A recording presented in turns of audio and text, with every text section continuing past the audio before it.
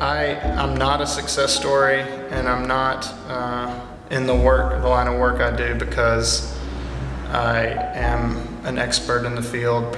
I think, yes, there has been growth along the way and maturity, but I think for the most part, the main reason I do the work I do is because I crave and yearn for this idea of retreat and rest when in my mind and soul is often racing, and I desperately need this disengagement and this rhythm in my life to live like Jesus did, and I can quickly get caught up in this fast-paced culture.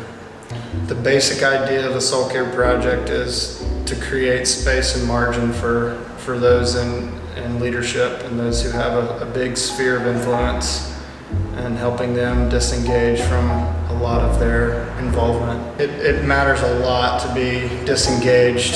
Simply, I mean, if you're looking at it from a perspective of if you're someone who believes in the gospel, you would say that you believe in the pattern Jesus lived, and most of us would agree that if you want to emulate a life like Jesus, that you would be both engaged and disengaged. And so the rhythm Jesus lived was, most of us are used to the engagement part that Jesus lived, but he often withdrew to really lonely places, and we're a ministry and nonprofit that asks people to come to those lonely places.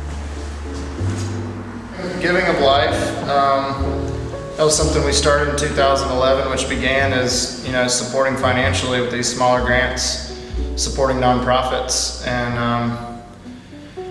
as of now, because we are a 501c3 organization, and we're currently supporting these two community innovations, the SoulCare Project and Build Me a World.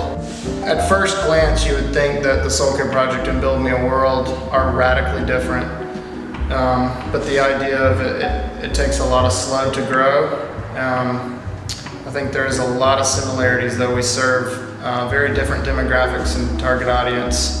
Both organizations strive for the same thing. If you want to learn more about Build Me a World and the SoulCare Project, you can visit their websites.